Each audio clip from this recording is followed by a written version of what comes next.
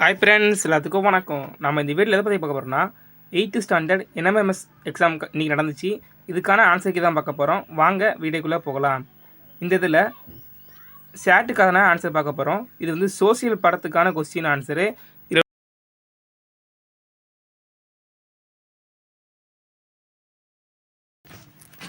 இந்த கொஸ்டினில் உள்ள ஆன்சர் ரைட்டாக்கான்னு பார்த்துக்கோங்க. இதில் எதுவும் கரெக்ஷன் இருந்துச்சுன்னா கீழே கமெண்ட் பண்ணுங்கள்.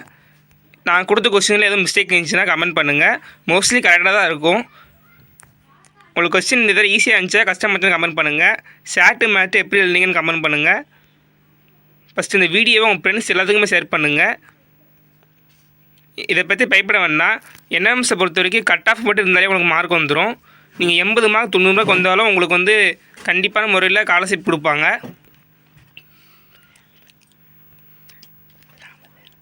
நான் வந்து 2018 வந்து என்எம்எம்எஸ் எக்ஸாம் எழுதியிருந்தேன்.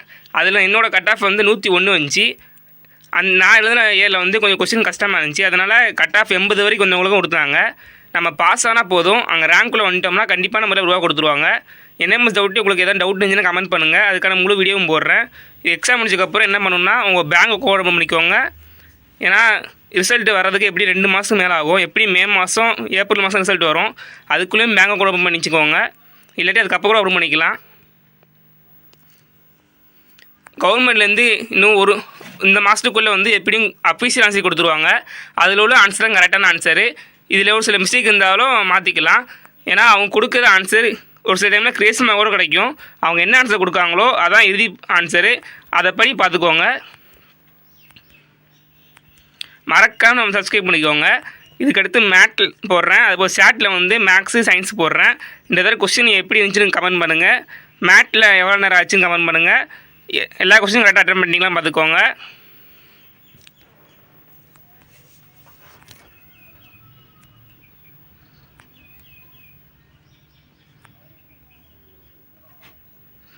கண்டிப்பாக இந்த வீடியோ உங்கள் ஃப்ரெண்ட்ஸ் எல்லாத்துக்கும் ஷேர் பண்ணுங்கள்.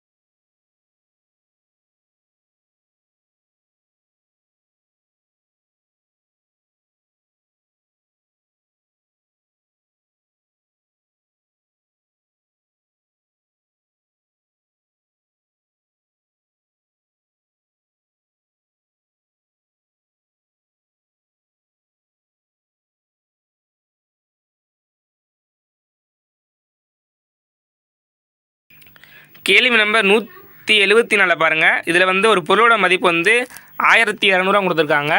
அதை வந்து ஜிஎஸ்டி பர்சன்டேஜ் வந்து 12% கொடுத்துருக்காங்க.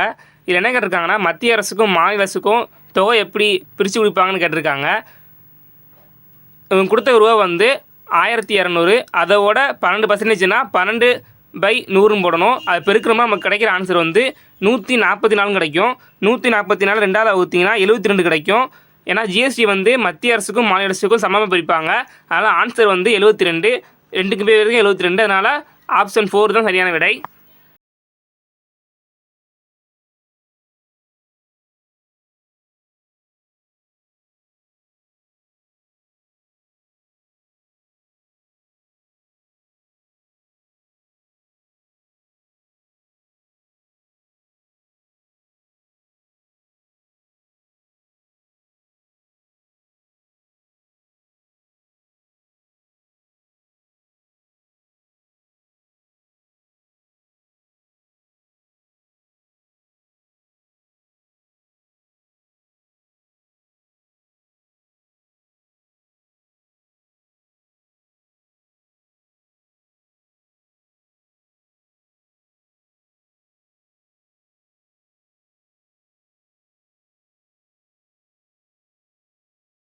மறக்காமல் சப்ஸ்கிரைப் பண்ணிக்கோங்க. மறக்காமல் இந்த வீடியோ உங்களுக்கு ஷேர் பண்ணுங்கள். தேங்க்யூ ஃபார் வாட்சிங்.